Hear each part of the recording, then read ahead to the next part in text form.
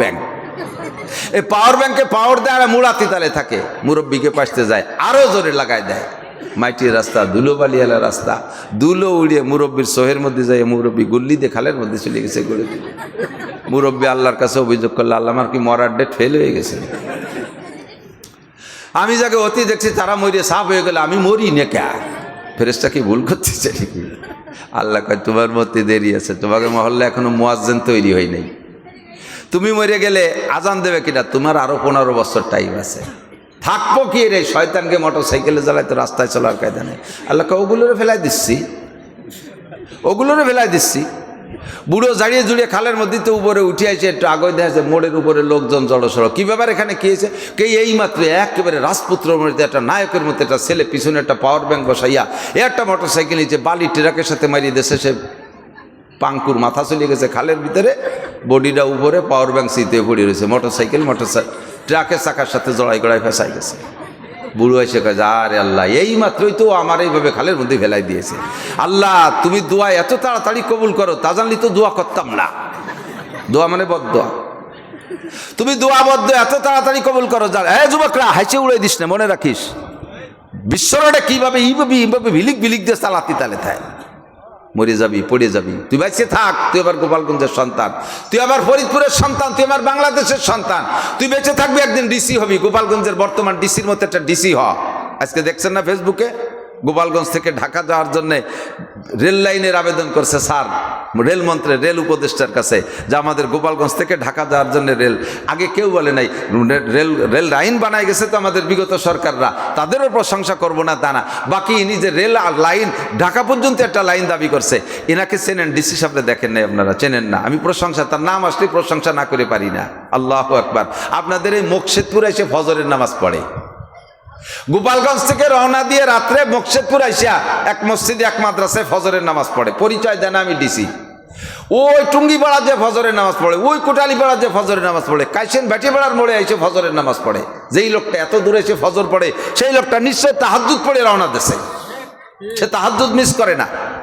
তার ঘরের ভিতরে ডাইনিং টেবিল নাই, দস্তারখানে বিছে খানা খায় আমাদের গোপালগঞ্জের ডিসি।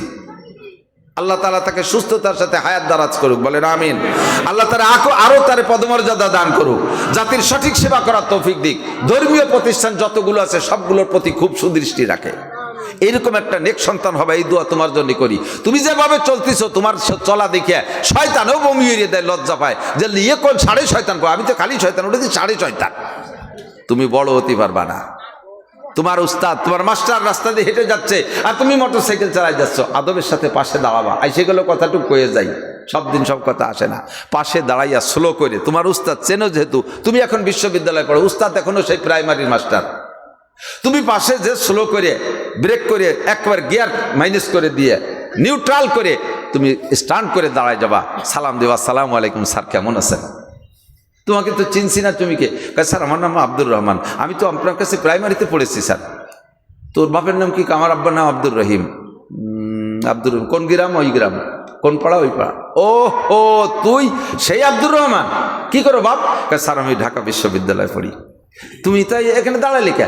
স্যার আপনি আমার স্যার না, আপনি আমার উস্তাদ না।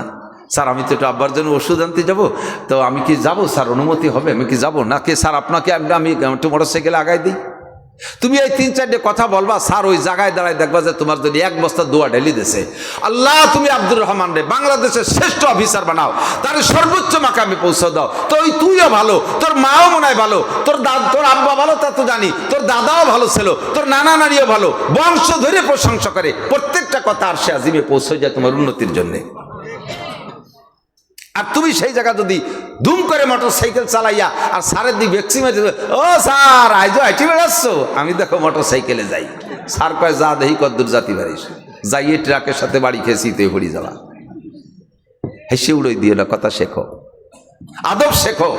আদব তাজ ইস্তেআজ লুৎফে ইলাহি বেনে বরসার বেরো হার যা কে কাহি। আল্লাহু আকবার। আদবের তুমি মাথায় পরে যে জায়গা যাবা, সেই জায়গা সম্মান স্নেহ ভালোবাসা পাবা। বেয়াদবি যে জায়গা যেই করবা, পরিচয় দেয়া লাগবে না আমরা গোপালগঞ্জে বেয়াদব, আমরা বাংলাদেশি বেয়াদব, আমরা ফরিদপুরে বেয়াদব, আমরা নোয়াখালী বেয়াদব, পরিচয় দেয়া লাগবে না। বেয়াদবি করবার জুতোর বাড়ি খাইতে থাকবা, ঠিক কিনা? মেয়েরা মায়ের সাথে আদবের ব্যবহার করবা, উস্তাদের সাথে আদবের ব্যবহার করবা, শ্বশুর শাশুড়ির সাথে পুত্রবধূ যারা আছো আদবের ব্যবহার করবা। বাপের বাড়ি থেকে চলে আসো শ্বশুর বাড়ি, যতদিন বাপের বাড়ি ছিলে অবিল ওয়ালিদাইনি ইহসানা এই আয়াতের পরে আমল করবা। আব্বা মার অধীনে যতদিন থাকবা অতদিন আব্বা মাকে তোমার মাথার তাজ মনে করবা, তাদের সেবা খেদমত করবা, আব্বারে গোসল করাই দিবা, মারে গরম পানি করে দিবা, মায়ের রান্না বান্নার সহযোগিতা করবা, সংসারের কাজ কাম করবা, লেখাপড়া তো করবাই করবা, আদব আর আদর্শ শিখবা। আবার যখন শ্বশুর বাড়ি আসবা এবার শ্বশুর শাশুড়ি যে তুমি আব্বা মা বানাই নিবা, নিজের বাপরে যেমন শ্রদ্ধা করেছো শ্বশুরকে সেরকম করবা, যেমন শ্রদ্ধা সম্মান করেছো ভালোবাসা দিয়েছো শাশুড়িকে সেরকম করবা। এই বাড়ি আসার পরে শ্বশুর শাশুড়িকে যদি সম্মান শ্রদ্ধা করো তাহলে তাদের দুয়ায় তোমার পেট থেকে আল্লাহ তাআলা নেক সন্তান দান করবে। তুমি কাউসার মতো কালা, দেখবা যে তোমার পেটের থেকে চাঁদের মতো দলা বাচ্চা পয়দা আসছে। তুমি শ্বশুর শাশুড়িতে ভুলোই ফেলাইছো। প্রত্যেক সপ্তাহে 2 দিন শ্বশুরে গরম পানি করে গোসল করাই দাও, শাশুড়িরে তুমি রান্না বান্নায় যেতে দাও না। সব কাজ আম্মা আমি আপনাদের বাড়ি আসছি, আপনি এখন থেকে রিটায়ার্ড, আমি এই বাড়ির জিম্মাদার, আপনার যা লাগবে সব আপনি বলবেন, সব আমি করব। এভাবে শাশুড়িরে রিটায়ার্ড করে দাও, কাজগুলো তুমি করো, শ্বশুরের খেদমত করো। শ্বশুর শাশুড়ি রাতের বেলা তোমার জন্য দোয়া করবে। তুমি গর্ভবতী আর তোমার চেহারা কালো, যে মেয়েদের চেহারা একটু কম হয় ওই মেয়েরা মোটামুটি একটু নম্র হয়, ভদ্র হয়, সে মেয়েগুলো শ্বশুর শাশুড়ির কাছে দুর্বল থাকে। আর যাদের চেহারা বেশি তারা খালি পাঙ্কু দিয়ে বেড়াতে থাকে, খালি ঘোড়ার মতো দৌড়তি তালে থাকে, বাজার করবে, হাট করবে, মার্কেট করবে, কোথাও মানে ঘরে বসতে চায় না। আর কি অহংকার! এই কালো মহিলাটা শ্বশুর শাশুড়ির এইভাবে পর্যাপ্ত খেদমত করে। শ্বশুর শাশুড়ি দোয়া করে, আল্লাহ আমার অমুক বউ, আল্লাহ তার পেটে একটা বাচ্চা, আল্লাহ আমার বউ একের কাউসার মতো কালা, বাচ্চাগুলো যদি কালা হয় বেশি খাবে কি এরিয়া, আল্লাহ তোমার ভাই ধরি আমার সোনামণির একটা ভালো একটা চাঁদের মতো একটা বাচ্চা দিও। অমন কালা ভোর পেট দিয়ে দেখা গেলো এক করে নায়কের মতো ফুটফুটে চাঁদের মতো বাচ্চা একটা হয়েছে। এই শ্বশুর শাশুড়ির দোয়া নিবা। বেয়াদবি করবা তো কপাল পড়বে জম্মের পোড়া। আল্লাহ বাসালি তুমি যা করতেছো তার সাথে কয়েক গুণ বেশি পাবে ইনশাআল্লাহ। কতক্ষণ ঠিক না? সব জায়গায় প্রমোশন হচ্ছে, ডিমোশন আর কোনো জায়গা হচ্ছে না। মানে আকামেরও প্রমোশন, কুকামেরও প্রমোশন হচ্ছে, ভালো কাজের প্রমোশন খুব একটা হচ্ছে না। তোমরা জন্ম নেছো যে হালাতে, তোমাদের বাচ্চা জন্ম নেছে তার চাইতে একটু উন্নতি হালাতে। কতক্ষণ মুরব্বীরা, আমরা জন্ম হয়েছি কীভাবে? আমাদের দাদিরা, নানিরা, আমাদের ফুফুরা তারা আমাদেরকে ওই সালাই দিয়ে ধরিয়ে, খেতায় দিয়ে ধরিয়ে নামাইছে, ঠিক না? কিন্তু ইদানিং বাচ্চা জন্ম হচ্ছে কম্পিউটারের মধ্যে। কথা কয় না? কোন জায়গা? কম্পিউটারের ভিতরে, ইসিজি আল্ট্রাসোনো মেশিনের ভিতরে জন্ম। আল্লাহ বাসালি তোমাদের বাচ্চা জন্ম নেবে ওই ইসিজি আল্ট্রা এই হেলিকপ্টারে জন্ম নেবে। এদেশের কি হয়, ডেলিভারি হয় নাই, ঢাকা নিয়ে যেতে হবে, ফোন দিয়ে হেলিকপ্টার আনবা, হেলিকপ্টারে উঠানোর সাথে সাথে উপরে তার মধ্যে ডেলিভারি হয়ে যাবে। কাজেই তোমাদের সব কিছুর ভিতরে উন্নতি আসতেছে, বিয়াদবির মধ্যে উন্নতি আসতেছে। তুমি যে পরিমাণ করবা তার সে কয়েক গুণ বেশি পাবা। আল্লাহ তাআলা ইবলিসকে কয় যে চুপ করে থাকতে, ইবাদত বন্দেগী না করছিস, বিয়াদবি কেন করলে এই জন্যই থাকতেই পারবি না। ফাখরুজ, বের হ, জান্নাত থেকে বের হ, বহিষ্কার। ফাইন্নাকা রাজিম, তুই চিরবিতাড়িত, চিরমর্দুদ, বের হয় এখান থেকে। বের করে দিয়েছে। আল্লাহ এই প্রতিদান কি দিবা? আল্লাহ কয় চাইবি 2টা জিনিস পাবি না, খালি 1 নম্বরে ক্ষমা পাবি না কিয়ামত পর্যন্ত, কোনো দিন ক্ষমা পাবি না। আর 2 নম্বরে জান্নাতের মধ্যে ঢুকতে পারবি না। মুসা আলাইহিস সালাতু ওয়াসসালাম একবার তুর পাহাড়ে যাচ্ছে আল্লাহর সাথে কথা কওয়ার জন্য, মাঝখানে ইবলিস বসে রয়েছে, ইবলিসের সাথে সাক্ষাৎ। তো ইবলিস মুসা আলাইহিস সালাম, ভাই কোন জায়গায় যাচ্ছেন? কয় যে আল্লাহর সাথে কথা বলতে যাচ্ছি। কয় যে আপনি ছাড়া এর আগে সরাসরি আল্লাহর সাথে কেউ কথা বলে নাই, আপনার আল্লাহর কাছে অত্যন্ত গুরুত্ব আছে, আপনি একটু আল্লাহর কাছে একটা কথা বলেন যে আমারে মাফ করে দেওয়ার কোনো ব্যবস্থা আছে নাকি, একটু শুনেন। তো যখন এইভাবে বিনয়ের সাথে বলছে, তাহলে মুসা আলাইহিস সালাম বুঝে নেছে যে এখন আল্লাহ যদি এর মাফ করে দেওয়ার ঘোষণা দেয়, মানে সুযোগ দেয়, তাহলে ও সারেন্ডার করবে, মাফ চাবে। তো যাই আল্লাহ পাক রব্বুল আলামিনের সাথে কথাবার্তা পরে বলছে, আল্লাহ আজকে ইবলিসের সাথে দেখা হয়েছিল, ওর তো মনের অবস্থা ভালো দেখলাম, ও তো নরম নরম বাপ, তওবা করা বাপ, ওরে কি মাফ করা যায়? হ্যাঁ মাফ করা, 24 ঘন্টা মাপের দরজা খোলা। ওরে যাইয়ে বলো যে শুধু আদমরে তো ডাইরেক্ট সিজদা দাও নাই, ওই জায়গা অমুক জায়গা আদমের কবর আছে বাইতুল মুকাদ্দাসের পাশে, তার কবরে একটা সিজদা দিলি মাপ। মুসা আলাইহিস সালাম তো মনে মনে ভাবছে যে একটু কি আরো নামাইনি পারে নাকি, আইসে বলতেছে ভাই হয়ে গেছে, সব কাজ ওকে, তুমি শুধুই আদম আলাইহিস সালামের কবরে একটা সিজদা দেবা, তাতেই সব হয়ে যাবে, ক্ষমা হয়ে যাবে। ও কয় যে ওই ডে বাদ দিয়ে কথা কও, যেই আদমের সরাসরি সিজদা দেনি সেই আদমের কবরে সিজদা দেবো, আমার একটা ব্যক্তিত্ব আছে না? এই ব্যক্তিত্বতেই খাইছে, এই অহংকারেই খাইছে, এই ব্যক্তিত্বতেই খাইছে। আল্লাহ কয় ফাখরুজ বের হ। বাহার হাল চলে আসছে, আসার সময় অনেক অঙ্গীকার নিয়ে আল্লাহর সাথে কইলে আল্লাহ পাক বললেন যে তুমি চাও কি চাবা? কয় আল্লাহ যা চাই না চাই তার ভিতরে একটা জিনিস চাই, আনজিরনি ইলা ইয়াউমি ইউবাসুন, আমারে কিয়ামত পর্যন্ত হায়াত দাও, আমারে কিয়ামত পর্যন্ত হায়াত দাও। আল্লাহ পাক বললেন ঠিক আছে, ইন্নাকা মিনাল মুনজারিন, তোরে কিয়ামত পর্যন্ত হায়াত দিলাম, এর ভিতরে তুই মরবি না। তাহলে ইবলিস মরছে না আছে? কতক্ষণ মরছে না আছে? তাহলে হাওয়া আদমরে যে ইবলিসে ধোঁকা দিয়েছে, ওই ইবলিসে আমার আপনারে দিতে পারে কি পারে না? হাওয়া আদম আলাইহিস সালামকে ধোঁকা দিয়ে যে ইবলিসে কথা ভুলাই দিয়েছে, একটাও মনে রাখতে দেয় নাই, সেই ইবলিস এখনো আমাকে আপনাকে ধোঁকা দিয়ে ভুলাই দিতে পারে কি পারে না? এই জন্য আমাদের ভুলে যাওয়াটা স্বাভাবিক। আউয়ালুন নাস আউয়ালুন নাসিন, প্রথম বলছি প্রথম মানুষটাই প্রথম ভুলে জানেওয়ালা, আমরা তার সন্তান, কাজেই ওয়াজ মনে না থাকাটাই স্বাভাবিক। এই ভুলে যাওয়ার কারণে, ভুলে যাওয়া স্বাভাবিক বিধায় আল্লাহ পাক বলেন ওয়াযাক্কির ফাইন্না যিকরা তানফাউল মুমিনিন, প্রত্যেক বছর কথাগুলো স্মরণ করে দাও। সিজনালি ওয়াজ আসবে, গত বছর যা বলছো সেই কথাগুলো এবারও মনে করে দাও। এক বছর 6 মাস শোনে না, না শুনতে ভুলে যেতে পারে। তাই আমি সেই মনে পুরনো একটা ওয়াজ আজকে আপনাদেরকে আবার একটু স্মরণ করায় দেওয়ার জন্য আসছি। আল্লাহ পাক রব্বুল আলামিন আমাদেরকে সৃষ্টি করেছেন, সৃষ্টিকর্তা কে? একটু বলেন কে? খালেক আল্লাহ। খালেক কে? খালেক মানে সৃষ্টিকর্তার, মখলুক মানে সৃষ্টি। আমরা সৃষ্টি, আমরা মখলুক, সৃষ্টিকর্তা একমাত্র আল্লাহ। আল্লাহ পাক বলেন বান্দা তোমাদের সৃষ্টি করতে দেখো আমি কত কিছু ব্যবহার করেছি। এক একটা মানুষের বডির পার্শ্ব পাঁচ পিস আলাদা করে যদি দাম ধার্য করেন, তাহলে একজন মানুষকে কেনার মতো টাকা পৃথিবীতে নাই। এই পৃথিবীকে 1000 বার বিক্রি করলে যেই টাকা হবে, একজন মানুষ যদি একবার মারা যায়, একজন মানুষ যদি একবার ডেড হয়ে যায়, 1000 বার পৃথিবীকে বিক্রি করলে যেই টাকা হবে, ওই টাকা করে বিজ্ঞানীদেরকে দিলে ওই মরা মানুষটারে বাঁচাইতে পারবে? কথা বলেন পারবে? তাহলে আল্লাহ তাআলা আমার জন্য অক্সিজেনের মাধ্যমে আমাকে বাঁচায় রাখতেছে, সুন্দর একটা হার্ট দিয়েছে, ফার্স্ট ক্লাস একটা লাংস দিয়েছে, আমার ভিতরে কেমন সুন্দর একটা মেশিন দিয়েছে, লোহা লক্কর খেয়ে ফেললেও তো হজম করে পিছন দিয়ে নরম করে বের করে দিচ্ছে।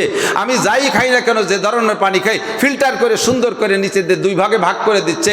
একটা অংশ দেহের উপকারের জন্য কাজে লাগতেছে, আর একটা অংশ উচ্ছিষ্ট বের হয়ে যাচ্ছে পেশাবের মাধ্যমে। ও জায়গায় একটা ফিল্টার দূরে কিডনি আল্লাহ তাআলা তৈরি করে দিয়েছেন।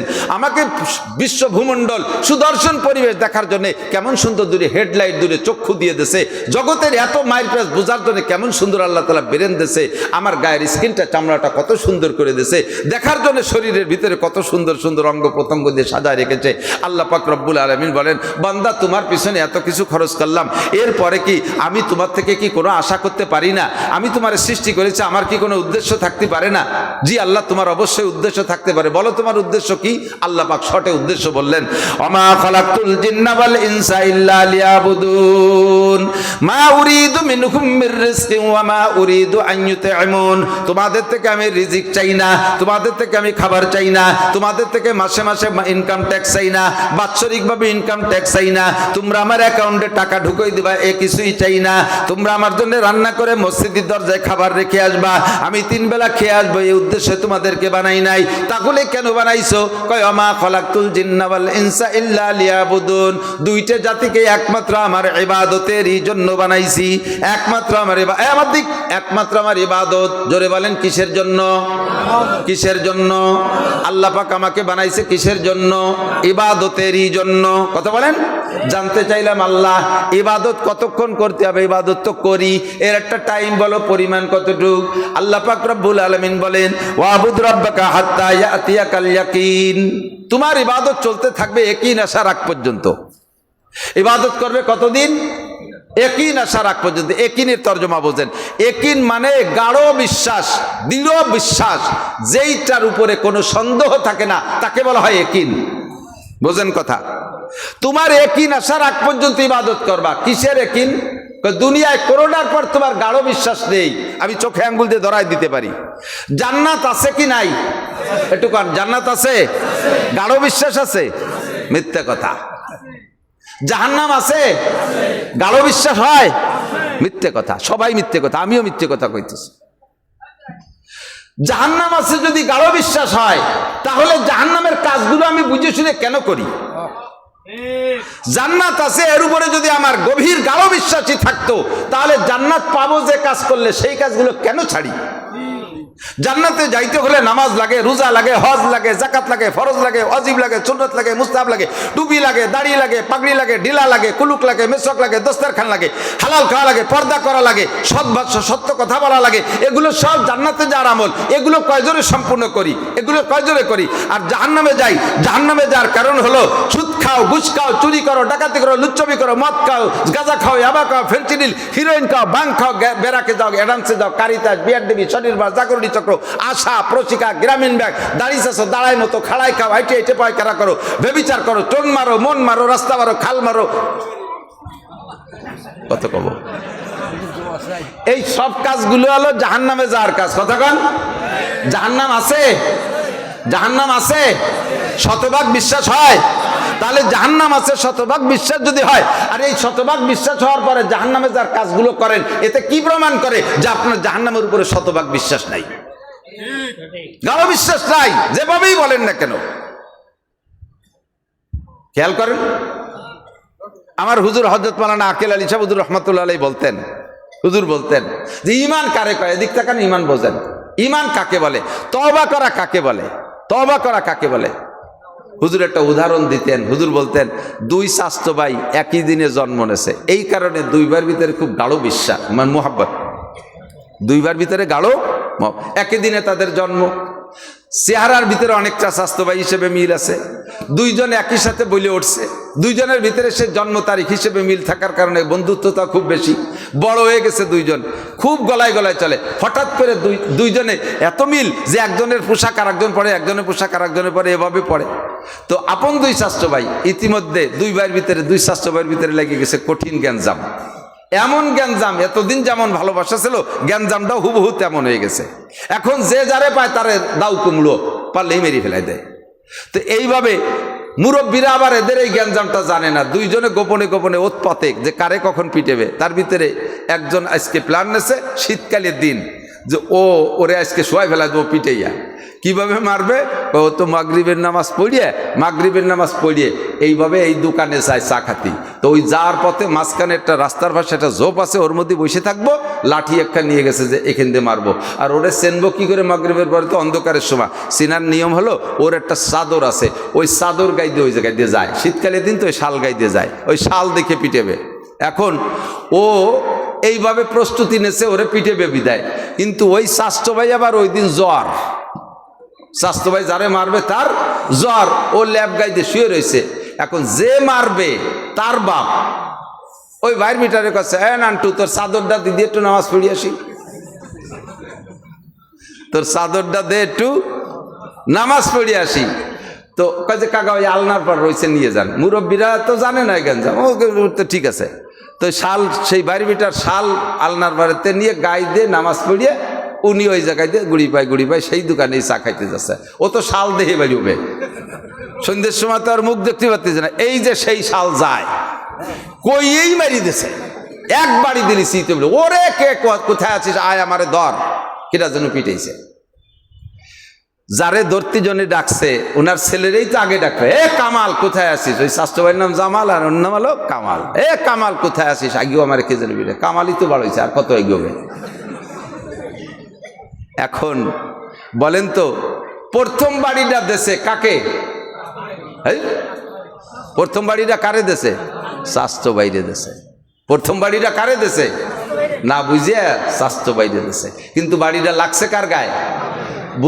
বোঝা গেছে কখন? বাড়ি দেওয়ার পরে, সিল্লেনি দেওয়ার পরে, ঠিক না?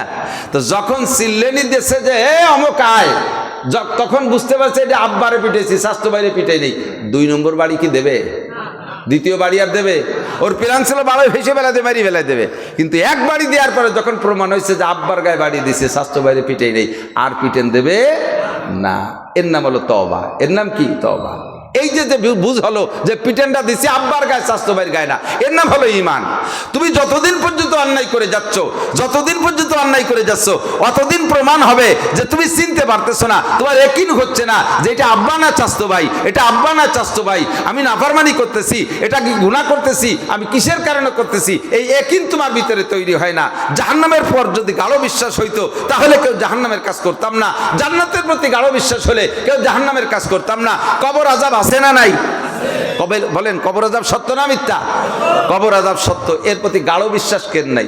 একটুক ভয় আছে, আল্লাহ মরে গেলি কবরে কিভাবে থাকবো, এই ভয়টা ওরে। কিন্তু কবরে যাওয়ার পরে যে আযাব আর শান্তি আছে এই ইয়াকিন কের নাই। আল্লাহ পাক বলেন যে কবর আযাবের পর তোমার গাঢ় বিশ্বাস নাই, তোমার জান্নাতের পর গাঢ় বিশ্বাস নাই, জাহান্নামের পর গাঢ় বিশ্বাস নাই, এমনকি আমি আল্লাহর প্রতি গাঢ় বিশ্বাস নাই। যদি আল্লাহর প্রতি গাঢ় বিশ্বাস থাকতো তাহলে কিয়ামতে আমার সামনে দাঁড়ায় 4টি প্রশ্নের জবাব দিতে হবে, এই ভয় তোমার ভিতরে থাকতো, তুমি জবাব দিতে পারবা না, এই টেনশনে তুমি কোনো অন্যায় করতে না। কাজেই প্রমাণ হয় তুমি আল্লাহর প্রতি গাঢ় বিশ্বাস নাই, ফেরেশতা মানো না, আখিরাত মানো না, কবর আযাব মানো না, পুলসিরাত মানো না, হাসরের মাঠ হবে মানো না, কোনো কিছু মানো না, কোনোটার পর গাঢ় বিশ্বাস নাই। তবে একটা জিনিসের উপরে তোমার গাঢ় বিশ্বাস আছে, দুনিয়ায় যখন জন্ম নেছো মরণ তোমার অবধারিত। কথা কন না কে? মরতে হবে কি হবে না? যুবক তুমি মরবা না? জোয়ান তুমি মরবা না? বাঘেও জানে মরবো, সাপেও জানে মরবো, ছোট প্রাণীও জানে মরবো, বড় প্রাণীও জানে মরবো। কাজেই মরণের উপরে সকলের গাঢ় বিশ্বাস আছে। আল্লাহ পাক বলেন ইবাদত করবা কতদিন? ওয়াবুদ রাব্বাকা হাত্তা ইয়াতিয়াকাল ইয়াকিন। তোমার গাঢ় বিশ্বাস অর্থাৎ মরণ আসার আগ পর্যন্ত ইবাদত করবা। রব্বুল আলামিন ইবাদত কাকে বলে বলে দাও। রাত বেশি হয়ে যাচ্ছে, তাড়াতাড়ি ইবাদত বলো। আল্লাহ পাক বলে বলে দাও নাসির ইবাদত দুইটা কথার নাম। সংক্ষেপে আমি এনে দিচ্ছি, আপনাদের সহজ পথ চিনে দিচ্ছি। দুইটা কথার নাম মাত্র ইবাদত। একটা হলো মা তাকুম রাসূলু ফাখুযুহু ওয়া মা নাহাকুম আনহু ফান্তাহু। এক আল্লাহ পাক বলেন দুইটা জিনিসের নাম ইবাদত। আমার নবী যেটা যে কাজ যেভাবে করতে বলে ওই কাজে ওইভাবে করো, তার নাম ইবাদত। আমার নবী যে কাজে যেভাবে ছাড়তে বলে সেইটাকে সেভাবে ছেড়ে দাও, এর নাম ইবাদত। নবী যেভাবে নামাজ পড়তে বলে ওইভাবে বলো। ফজরের নামাজ যেভাবে, যোহরের নামাজ যেভাবে, আসরের নামাজ যেভাবে, জুমার নামাজ যেভাবে, ঈদের নামাজ যেভাবে, জানাজার নামাজ যেভাবে, যে ওক্তে যে কয় রাকাত বলছে সেই ওক্তে সেই কয় রাকাত পড়ো। রোজা যখন রাখতে বলে তখন রাখো, যখন নিষেধ করছে তখন ছেড়ে দাও, তাহলেই হবে ইবাদত। কথা বলেন? নবীর তরিকা, আল্লাহর হুকুম নবীর তরিকা মিল করে আপনি দুনিয়ার সব কাজ করবেন। আমি এটাই বলতে চাচ্ছি যে আইএবি এমএ বিসিএস পাস করবেন, আপনারা মনে মনে ভয় পাচ্ছেন হুজুররাই বেহেশতে যাবে, যারা তবলিগে যাবে তারাই বেহেশতে যাবে, আমরা জেনারেল পড়াশোনা করে বড় বড় অফিসার হচ্ছি, আমাকে তো ওই ফজিলত নেই, আমরা বেহেশতে যেতে পারবো না। নো ডাউট, কোনো চিন্তার কোনো কারণ নাই। জেনারেল শিক্ষিত ভাইরা তোমাদের সুসংবাদ দেই, আল্লাহু আকবার, তোমরা জেনারেল কাজ পড়াশোনা করবা, প্রত্যেকটা অক্ষরে অক্ষরে, আমি কসম দিয়ে বললে মিথ্যেবাদী হব না, প্রত্যেকটা অক্ষরে অক্ষরে তুমি নেকি পাবা। নবী পাক বলেন কাম্মিন আমালি ইউতাসারু বিসূরাতিন আমালিদ দুনিয়া সুম্মা ইয়াসিরু মিন আমালিল আখিরা বিহুসনিন নিয়াত। দুনিয়ার কাজে ইবাদত বানায় ফেলতে হবে, 24 ঘন্টা ইবাদত হবে, দুনিয়ার কাজে ইবাদত বানায় ফেলতে হবে। নবী পাক বলেন বহুত কাজ দেখতে দুনিয়াই মনে হয়, শতভাগ দুনিয়া দেখতে দুনিয়া, কিন্তু ওর পিছনে যদি নিয়ত ভালো থাকে ওই দুনিয়ার কাজটা ইবাদতে পরিণত হয়ে যাবে, ওই দুনিয়ার থেকে নেকি আসতে থাকবে। ইংরেজি পড়া, কোনো হাদিসের মধ্যে আছে কেউ বলছে যে আল্লাহ রসুল বলেছেন যে ব্যক্তি এ পড়বে বা বি পড়বে তাকে 10টা নেকি দেওয়া হবে, কিন্তু হাদিসে আছে মান করা হারফা মিন কিতাবিল্লাহ ফালাহু হাসানাতুন ওয়াল হাসানাতু বিআশরি আমসালিহা। যে ব্যক্তি কোরআন শরীফ থেকে একটা অক্ষর পড়বে আল্লাহ তাআলা তাকে 10 নেকি দেবে। কিন্তু এবিসিডি পড়লে 10 নেকি এ কোনো কিতাবে লেখে নাই। আমি বলে দিলাম এবিসিডি পড়লে আপনি 10টা করে নেকি পাইতে পারেন, 10টা না হোক কমপক্ষে একটা নেকি পাবেন। কেন? আপনি ইংরেজি পড়ার পিছনে যুবকরা নিয়ত রাখো, যদি আল্লাহ তাআলা আমাকে বিসিএস ক্যাডার বানায়, আমি যদি সরকারি অফিসার হতে পারি, আর আমি যদি প্রশাসনিক বিভাগ যেতে পারি, তাহলে আমাদের গোপালগঞ্জের ডিসি সাহেব যেমন, এরকম আরও বহুত অফিসার আছে, আমি এরকম একজন ডিসি হব, আমি এরকম একজন এসপি হব, আমি এরকম একজন ওসি হব, আমি এরকম একজন টিএনও হব, এরকম একজন অফিসার হব, যার দ্বারা আমার দ্বারা এই এলাকার ভিতরে কোনো ঘুষ হবে না, দুর্নীতি হবে না, আমি জাতির হক সঠিকভাবে বুঝে দেব, আমার অধীনস্থদের ঘুষ খাইতে দেব না, আমি নিজেও ঘুষ খাবো না। এই নেক নিয়ত করে তুমি ডিসি এসপি হবা আর সেভাবে তোমার অফিসটা পরিচালনা করবা, তাহলে তুমি সেই নিয়তের কারণে যেদিন থেকে নিয়ত করছো সেই দিন থেকে অফিসার হওয়া পর্যন্ত, কর্মজীবন পর্যন্ত যতগুলো অক্ষর ইংরেজি বাংলা অঙ্ক পড়বা, প্রত্যেক হরফে হরফে তোমাকে নেকি দেওয়া হবে। পক্ষান্তরে কাম্মিন আমালিন ইউতাসারু বিসূরাতিন আমালিল আখিরা সুম্মা ইয়াসিরু মিন আমালিদ দুনিয়া বিসুইন নিয়াত। অনেক কাজ আছে দেখতে আখিরাত মনে হবে, অথচ তার পিছনে নিয়ত খারাপ হইলে ওটা দুনিয়ায় পরিণত হয়ে যায়, কোনো নিয়ত কোনো সওয়াব পাবে না। আমি যদি মাওলানা হতে পারি তাহলে আন্তর্জাতিক খ্যাতিসম্পন্ন বক্তা হব, এইভাবে মাসে মাসে 1.5 লাখ 2 লাখ টাকা করে আমি কামাই করব। বড় বড় বক্তাদেরকে হেলিকপ্টারে আনতেছে, আমি এইভাবে প্রোটোকল দিচ্ছে, নারায়ে তাকবীর দিচ্ছে ইত্যাদি, আমি সেগুলো অর্জন করব। এই নিয়ত করে তুমি বড় আলেম হবা, বক্তা হবা, ওয়াজও করবা, তোমার ওয়াজে অন্য মানুষ হিদায়াত পাবে, তুমি ওয়াজে একটা নেকিও পাবা না, তোমার উদ্দেশ্য ভালো না। তোমার উদ্দেশ্য ভালো না। তুমি ধোঁকা দিয়ে ভোট কালেকশন করে তারপরে যাইয়ে সংসদে যাইয়ে উল্টো পাল্টা করবা। ও আল্লাহ মনের খবর ভালো করে জানে। কথা বলেন, জানে কি জানে না? এই জন্য তোমার নিয়তের খবর আল্লাহ ভালো জানে। নিয়তটাকে সই করো। হুজুর বলে নাকলিস দিন একা এক ফিকাল আমালুল কলিল। তোমার নিয়তকে, তোমার দিনকে তুমি ফ্রেশ করো, তাহলে তুমি অল্প আমলি নাজাতের জন্য যথেষ্ট হয়ে যাইবে। এখন আমার ইবাদতটা হইতে হবে, দৈনন্দিন সব কাজ করতে হবে ইবাদতমুখী। ব্যবসা বাণিজ্য করবেন, সেটাও আল্লাহ রসুলের হুকুম আর আল্লাহর হুকুম নবীর তরিকা অনুযায়ী। বিবাহ শাদী করবেন আল্লাহর হুকুম নবীর তরিকা অনুযায়ী। আপনি লেখাপড়া করবেন আল্লাহর হুকুম নবীর তরিকা। জমি খাত করবেন আল্লাহর হুকুম নবীর তরিকা ওর মধ্যে আছে। সব জায়গা সর্বক্ষেত্রে বৈধ। একজন মানুষের তার সমালোচনা করার মতো পাইলাম না। কেউ বললো না যে কম্বল চুরিয়ে রেখেছে, কেউ বললো না যে রাস্তা মারি খাইছে, কেউ বললো না ভিজিএফ কাট করে দিতে যে টাকা খাইছে, কেউ বললো না যে আমাদের বয়স্ক ভাতা করতে যে টাকা খাইছে। আমাদের এলাকার চেয়ারম্যান মেম্বাররা তো এগুলো খায় না। খায় না, মিথ্যে কথা করছে, খায় না। আশের বাচ্চার মতো গেলে চাবায় না। আশের বাচ্চা শামুক খায় কি চাবাই গেলে চাবাই খায় নাকি? দৈরি টপ করে মারি দেয়, ঠিক না? আল্লাহু আকবার। এই লোকটা এরকম চেয়ারম্যানই করেও নেকি পাবেন, এরকম মেম্বারই করেও নেকি পাবেন। এটাও হয়ে যাবে ইবাদত। সামনে নির্বাচন আসতেছে, এমপি, খুব সতর্ক। এদিক থাকান, এদিক থাকান।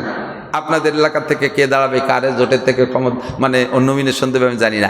আমি এতটুকু বলি, খুব খেয়াল রাখবেন। জানতে তো আর বাকি নাই। বিশেষ করে ছোটরা না বুঝলেও, সবে মাত্র নতুন ভোটার হয়েছে যারা, তারা যদিও না বোঝে, মুরব্বীরা তো জানেন, যারা 20 বছর 30 বছর রাজনীতি দেখতেছেন, ক্ষমতাবানদেরকে দেখতেছেন, দেখে শুনে হিসেব নিকেশ করে রায় দিয়েন। আপনি যাকে চেনেন শোনেন, শুধুমাত্র তার তেলে পড়ে পামে পড়ে তার কাছ থেকে 10,000 5,000 টাকা খাইয়ে এই অপাত্রে ভোট দিয়েছেন, সে নির্বাচিত হওয়ার পরে যত আকাম করবে বাংলাদেশে বসে, আপনি ওই সময় হজে যাইয়ে কাবা ঘরের মধ্যে বসে এতেকাফ করলে ওই জায়গায় বসে তার পার্সেন্ট পাতি থাকবেন। আপনার সমর্থন, আপনার ভোট না হইলে সে এই আকাম করার সুযোগ পেত না। কাজেই বুঝে শুনে আপনি ভোট দেবেন। বলবেন সেই ওমর আর সেই আবু বকর, সেই উসমান আর আলী পাবো কোন জায়গায়? হুজুর ভোট দেবো কারে? আরে ভাই, তা পাবেন না, কথা ঠিক আছে। বাজারে গেছেন, বড় শৈল মাছ কিনবেন, এত বড় শৈল মাছ কেনার নিয়ত করে বাজারে গেছেন। শ্বশুর আইসে বাড়ি, শ্বশুরে শৈল খাওয়াবেন। সারা বাজার ঘুরে শৈল মাছ পান নাই, কোনো ভালো মাছই পান নাই। এখন তো শুধু ভাত তো খাওয়ানো যাবে না, একেবারে ডাইল তো আর খাওয়ানো যায় না। শেষে ঘুরতেছেন যে যা পাই সাইডে নিয়ে যায়, যে দেন যে 2 ডালায় 2 প্রকারের টাহি মাছ আছে। 2 ডালায় কয়টা? টাকি মাছ। টাকি কয় তো? টাকি আবার 2 প্রকার। কয় প্রকার? আমাকে দিকে ভাইতোটাই আর তেলিওটাই, ঠিক আছে নাকি? আপনাকে দিকে গড়িটাই, গাউড়োটাই, ভাউতোটাই আর গাউড়োটাই। কোনটা কি আপনারা পছন্দ করেন? গাউড়োটাই। 2 প্রকারের টাকি আছে, ভাউতোটাকি আর গাউড়োটাকি। শৈল নাই, বড় মাছ নাই, মাস্টার সাইডে কিনতে হবে। এখন কি বাইতুটাই কিনবেন না গাউড়োটাই কিনবেন? বাউতোটাকি। সে ওমর, উসমান, আবু বকর, আলী, তালহা, জুবাইর, বিলাল, আম্মার, সোহাইব আর পাবেন না কোনোদিন। সে যুগ চলে গেছে। এখন বাজারে যাইয়ে এই গাউড়োটাই আর বাউতোটাই আছে। এর মধ্যে দেখে শুনে বাইতুটাই খাইয়েন। যদি দেখে শুনে আপনি গাড়িটাই কিনে নিয়ে যান, শ্বশুর আপনার ছাটি মেরে চলে যাবে, অমকের বেটা অমক, মোটা মোটা বকানি দিয়ে। সেদিন আমার বাড়িতে আস্ত ইলিশ খাইয়েছিস, আর আমি বাজারে যে তুই আমার জন্য তুই গাড়িটাই নিয়ে আইছিস, ওটা তেলিউটাই কিনে নিয়ে আসিস। কবে কি কবে না, ধিক্কার দেবে। বুঝে শুনে হিসাব করবেন। এখানেও আপনার দিন দুনিয়া হিসাব করার বিষয় আছে। আমি বলি নাই যে হুজুরকে ভোট দেন, এর মধ্যে যদি হুজুর ছাড়া গায়ের হুজুরও যদি ভালো মানুষ থাকে, দেখে শুনে নির্বাচন করেন। সামনে নির্বাচন কোন দিক যাবে না যাবে কিছুই বলা যাচ্ছে না। আল্লাহ তাআলা আমাদের জন্য ভালো নেতার ব্যবস্থা করে দিক, সবাই বলেন আমিন। আদর্শ শিক্ষার জন্য আদর্শ প্রতিষ্ঠান লাগে, আদর্শ প্রতিষ্ঠান লাগে। প্রতিষ্ঠান ছাড়া প্রাতিষ্ঠানিক শিক্ষা হয় না। এই যে মাদ্রাসার ছেলেরা দেখেন সবসময় উস্তাদের সামনে থাকে না? আবাসিক উস্তাদ, আবাসিক ছাত্র, উস্তাদও আবাসিক, শিক্ষক ছাত্র আবাসিক। এই আবাসিকভাবে সবসময় উস্তাদের সামনে থাকার কারণে এরা যেভাবে আদর্শবান হয়। স্কুলের ছেলেদেরকে উস্তাদরা বেয়াদবি শিখায় না, কলেজের ছেলেদেরকে বেয়াদবি শিখায় না, কিন্তু আদবই শিখায়। কিন্তু মাত্র 4-5 ঘন্টা পড়াই দিয়ে এরপরে ছাড়িয়ে দেয়, যা খুশি করে বেড়া দেয়, উস্তাদ চলে যায় বাড়ি। সামনের পর রাখে হাতে ধরে আদব শিক্ষা না দেওয়ার কারণে, আদর্শ প্রশিক্ষণ না দেওয়ার কারণে ফার ডিফারেন্স হয়ে যায়। মাদ্রাসার ছাত্রদের সাথে আমাদের যখন সাক্ষাৎ হয়, গাড়িতে নামার সাথে সাথে ছাত্ররা দৌড়ে আসে, উলামায়ে কিরাম আসসালামু আলাইকুম রাহমাতুল্লাহ, হুজুর কেমন আছেন, কত দূর থেকে আসছেন, ক্লান্ত হয়ে গেছেন, হুজুর কি খেদমত করব, জুতাটা আমি একটু নিয়ে দেই, হুজুর এখন কি লাগবে, হুজুর বানিয়ে এনে দিই। মুসাফার ভিতরে মজাই আলাদা। হাতটা এমনভাবে ধরে, মুলামভাবে, একেবারে আস্তে মলিনভাবে ধরে, তার সব কিছুর ভিতরে সালামটা সেরকম। এর থেকে একটু মজা পাই। আর আমার স্কুল কলেজের সোনারা আমাকে হুজুর সালাম দেয় গাড়িতে, সালাম হুজুর কোন চাইছেন? ও হুজুর আজকে কি কি ওয়াজ করবেন? এরপরে হুজুর একটু হ্যান্ডশেক করতাম, হ্যান্ডশেকে হাত দিছি, একটা খোট টানছে, গুড়াইতে খুলে গেছে। মুসাফা করে পার্থক্য কোথায়? পার্থক্য কোথায়? এই আদব আদর্শের ট্রেনিং লাগে। জিন্দেগিতে তো হাই স্কুল কলেজে স্যাররা আমাদের হ্যান্ডশেক করা, মুসাফা করার শিক্ষা দেয় নেই, সিস্টেম আমাদের শিখাই দেয় নেই, সালাম করার পদ্ধতি আমাদেরকে শিক্ষা দেয় নেই। স্কুলে গেলে সালাম কি? Salute sir, salute. সালাম খুব কমই দেয়। ডিপার্টমেন্টে স্যালুট, স্যালুট কি? সাক্ষাৎ কি? এক লাথি এক চড়। আমাকে আপনাদের মকসেদপুরের সন্তান, মহারাজপুর বাড়ি, সুটপার হুজুর রহমতুল্লাহ আলাইহির কাছ থেকে শুনতাম, কয় যে ডিপার্টমেন্টে সেনাবাহিনীতে যেয়ে দেখি একে অপরকে শ্রদ্ধা করতেছে, এক চড় এক লাথি। গুড়ুম করে মাটিতে একটা লাথি মারে আর এরম দেখায়, মানে চড়টা দিতে পারলাম না, দেখায় দেয়। এটা কোন আদর্শ আর কোন আদব? আমাদের আদর্শ, আদব আদর্শ সালাম বিনিময়, মুসাফা করা, মোয়ানাকা করা, ভালোবাসা দেয়া। ঠিক কি ঠিক না? মাদ্রাসার কোনো ছেলে কি আপনারা গালি দিয়েছে কোনোদিন? আমার বিশ্বাস হয় যেতে দেয় নাই আপনাকে গালি।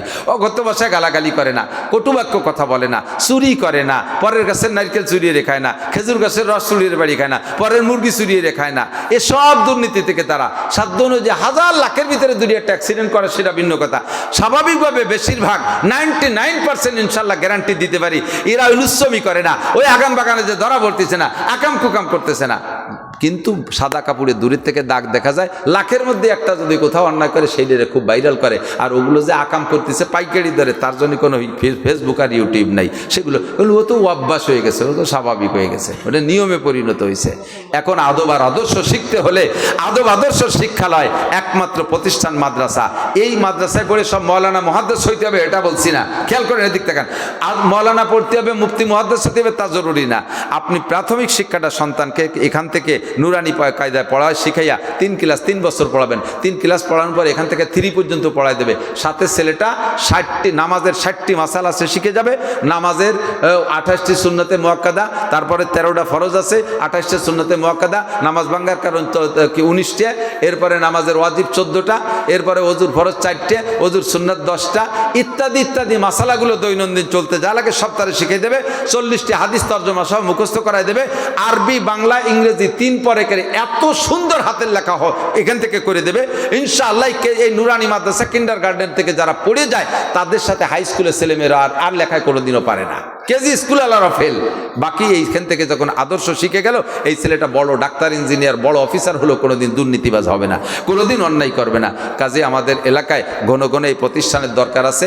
এর সাথে থাকবেন, সহযোগিতা করবেন, খেদমত করবেন। যারা প্রতিষ্ঠিত করেছেন তাদের জন্য অসংখ্য ধন্যবাদ। আমরাও পাশে থাকবো, রাজি আছেন ইনশাআল্লাহ? আল্লাহ তাআলা তৌফিক দান করুন, বলেন আমিন। বৃষ্টি বাদলের ভিতরে ভিজে জায়গায় স্যাঁতস্যাঁতে জায়গায় বসে যতটুকু বলা গেল শোনা গেল, এতটুকুর পর আল্লাহ আমাদের সকলকে আমল করার তৌফিক দান করুন। দুরূদ শরীফ পড়ি। আল্লাহ